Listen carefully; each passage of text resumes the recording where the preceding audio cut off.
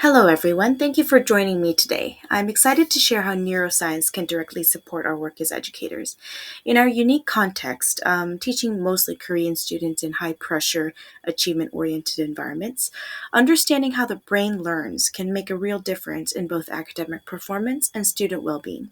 This presentation connects neuroscience research with actionable strategies that work in the classroom. This presentation is for all of us working with upper primary teachers, especially in academically driven environments. We will explore how neuroscience can help us improve attention, memory, motivation, and emotional well being in class. I'll be drawing from both research and real classroom experiences. My hope is that by the end of this, you will feel encouraged to try out some brain-based strategies that have shown real success, especially with our students who are often under immense academic pressure. So let's start by thinking of the brain like a busy amusement park, full of energy and activity. Each ride or area in the park is like a brain structure with a special job. The prefrontal cortex is like the park manager, handling planning and decision making. The hippocampus is the memory center.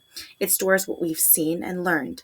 The amygdala is the emotional engine, responding quickly to fear, excitement, or stress. Neurons are like pathways and wiring. Every time we learn something new, we build a new path. And through neuroplasticity, these paths grow stronger the more we use them.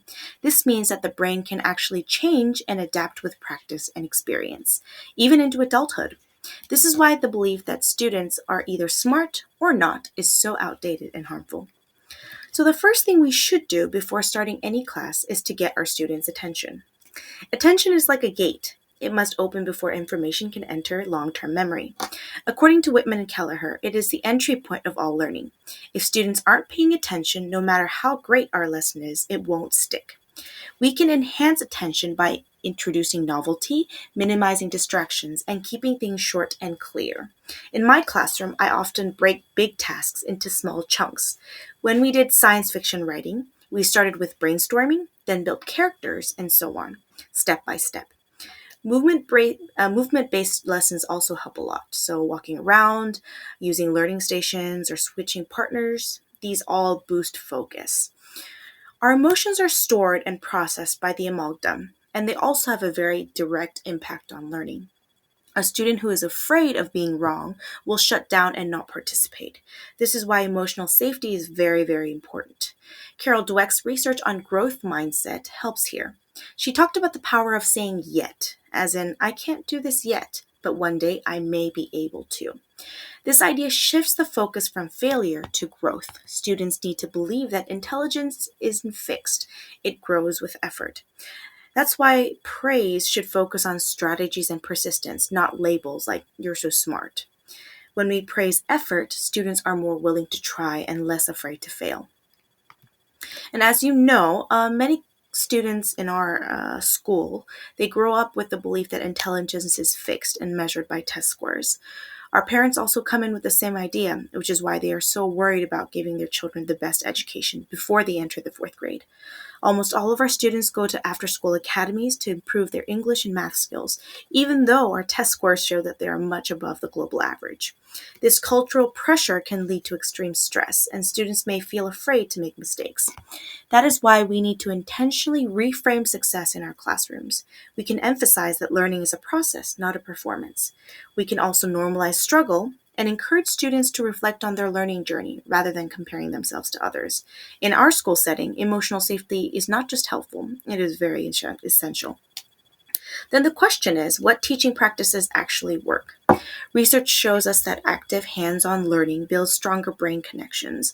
When students retrieve information repeatedly through quizzes, discussions, or peer teaching, they remember it better than if they simply reread their notes. In my classroom, I've seen how movement, like rotating through stations, helps students stay engaged and improve their focus.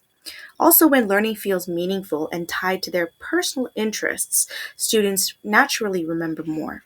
For example, when my MUN club worked with the environmental club, students debated real issues like banning single use plastics. Their learning was deeper because they cared. Moreover, each student is different. Some are stronger in language, others in visuals, some in music, and some are very logical. Clark's work reminds us that even gifted students benefit from differentiated instruction.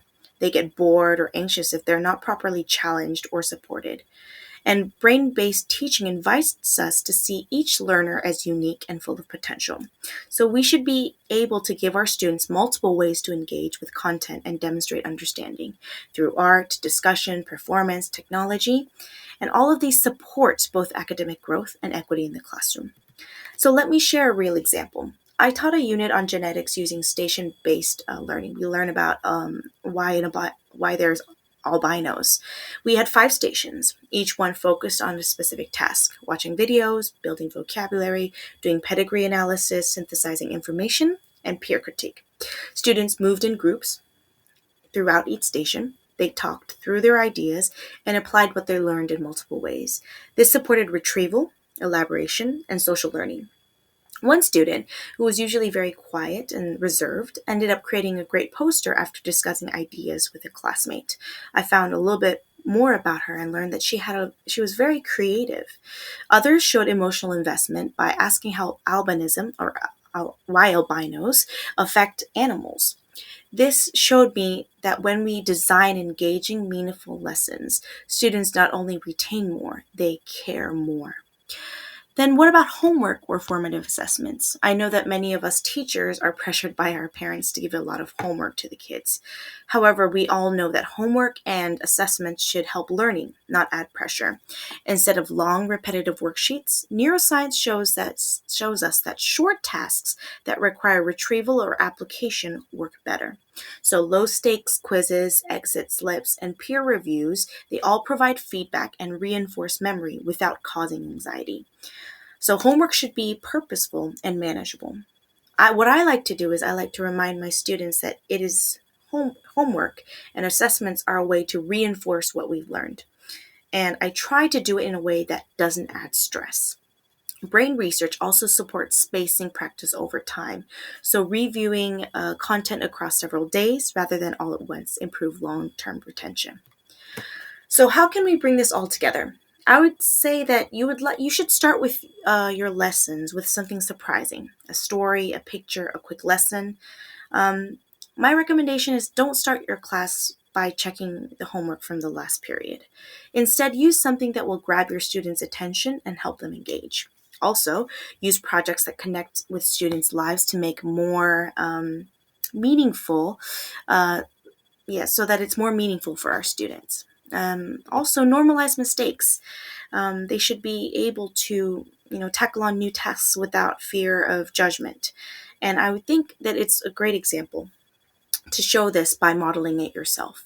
And last but not least, don't forget brain breaks. Even a minute of stretching or breathing can reset focus.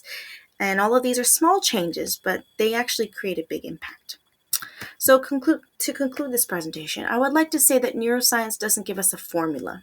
It gives us insight. As educators, we are brain builders. Every time we design a lesson or give feedback or support a struggling student, we help build new pathways in the brain. So let's use that power to create classrooms that are engaging, inclusive, and rooted in how learning truly works. I would like to reiterate our vision statement. We are a globally conscious community of lifelong learners. And I would like for us to teach this to our students in our classroom. So let's help our students achieve this. Here's my references page, and thank you for listening.